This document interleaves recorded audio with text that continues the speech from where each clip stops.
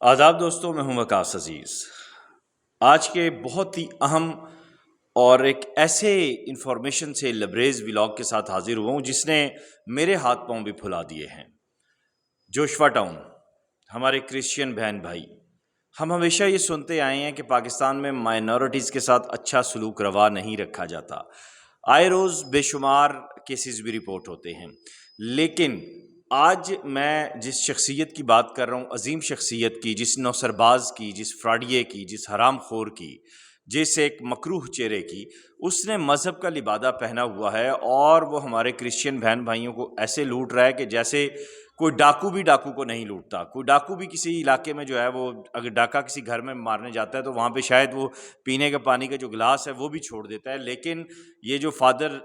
بنے ہوئے ہیں طارق صاحب، اور جو یہ آپ میرے عقب میں دیکھ رہے ہیں جوشوا ٹاؤن، اور پھر یہ ایگریمنٹ بھی اس کے ساتھ موجود ہے۔ کروڑوں روپے کی زمین انہوں نے روات سے متصل ایک علاقے میں خریدی اور وہاں پہ انہوں نے یہ جوشوا ٹاؤن بنانا شروع کیا، جو کہ غیر قانونی ہے، نہ اس کا NOC ہے، نہ اس کا LOP ہے۔ انسٹالمنٹس باقاعدہ لوگ جمع کروا رہے ہیں، اور اس کے ساتھ ساتھ یہ ہے کہ RDA کی طرف سے انہیں نوٹیفیکیشن بھی جاری ہوا۔ انہوں نے جو وہاں پہ تھوڑی بہت تعمیرات کی تھیں وہ بھی گرا دیں۔ اب جب ہم نے ان سے موقف لینے کے لیے رابطہ کیا،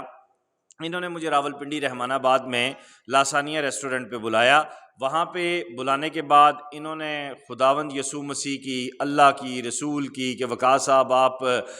سید ہیں، آپ شیعہ ہیں، آپ مومن ہیں، آپ یہ ہیں۔ انہوں نے مجھے ساتھ میں پورے پاکستان کے جو بڑے مذہبی رہنما ہیں ان کے نام گنوائے اور واسطے دیے جناب کہ میرا اس سے کوئی تعلق نہیں ہے، نہ میرا اس معاملے میں کوئی تعلق ہے۔ اس سے پہلے بھی کسی صحافی نے خبر لگائی تو میرا بہنوئی جو ہے اس کی ڈیتھ ہو گئی، قطر سے وہ انویسٹر تھا۔ پہلا تو پوائنٹ ہی یہاں پہ مجھے جو ہے نا وہ، پھر اس کے بعد انہوں نے کہا جی کہ ہم نے 2 گھر بیچے، اور اس کے بعد جو ہے جو میرے بہنوئی کا تھا اور میرے بھائی کا واللہ عالم،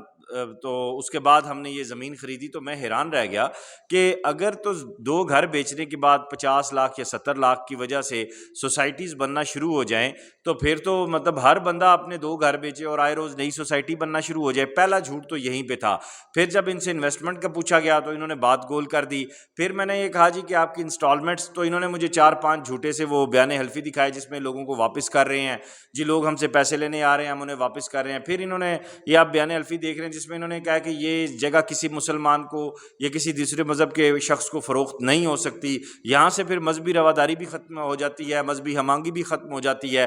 اب جب یہ ساری چیزیں ہوئیں، ان کا موقف سامنے آیا، میں نے کہا میں اب اس پہ ویلاگ کروں گا اور میں اس پہ مزید رپورٹنگ بھی کروں گا۔ FIA میں بھی میں طارق صاحب خود اپلیکینٹ بنوں گا، انشاءاللہ نیب میں بھی خود بنوں گا، اور اینٹی کرپشن میں بھی، کیونکہ جو آپ کے بارے میں مزید اطلاعات ملی ہیں وہ یہ کہ انٹرنیشنل مشن جو یہاں پہ کرسچن کمیونٹی کے لیے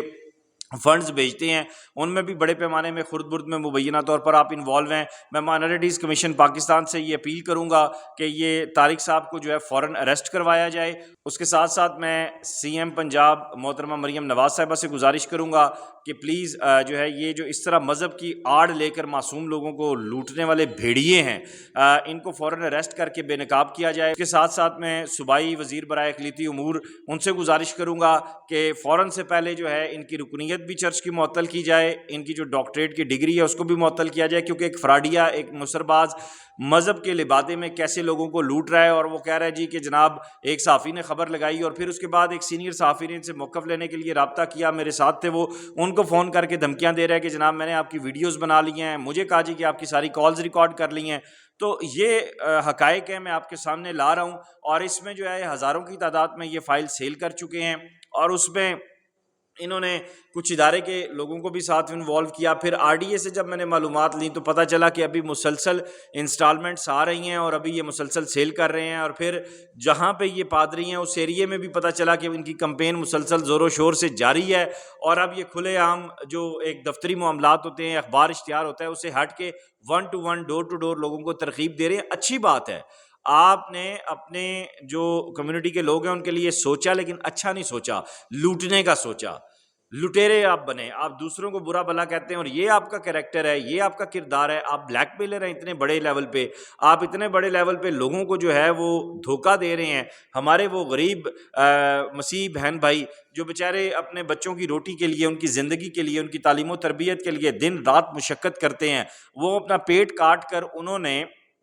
آپ کے پاس یہ چند ہزار روپے جمع کروانا شروع کیے اور وہ بھی آپ اس کے اوپر سانپ بن کے بیٹھ گئے ہیں۔ اور مبینہ ذرائع نے یہ بھی بتایا کہ انہوں نے اپنی جو پراپرٹی یا جو گاڑیاں خریدی ہیں، جو کچھ بھی ہے، یہ اتنے شارپ آدمی ہیں کہ انہوں نے اپنے نام پہ کچھ نہیں رکھا ہوا، انہوں نے اپنے بڑے بھائی کے نام پہ کیا ہوا ہے یا اپنے فیملی کے جو دیگر لوگ ہیں ان کے نام پہ کیا ہوا ہے۔ تو میں یہاں پہ ڈی جی ایف آئی اے سے، ڈی جی اینٹی کرپشن سے، چیئرمین نیب سے گزارش کروں گا کہ انہیں اریسٹ کیا جائے، ان کے جتنے لواحقین ہیں ان کے تمام اثاثات کو چیک کیا جائے، ان کی آمدن کو چیک کیا جائے، اور اس کے بعد پھر چرچ کا جو فنڈ آ رہا ہے اس کو دیکھا جائے کہ یہ اس کی تقسیم کیسے کر رہے ہیں، اور انٹرنیشنل مشن سے یہ جو پیسے لے کے کھا رہے ہیں اس کا بھی پورا آڈٹ ہونا چاہیے، فرانزک آڈٹ ہونا چاہیے۔ اور میں ڈی جی آر ڈی اے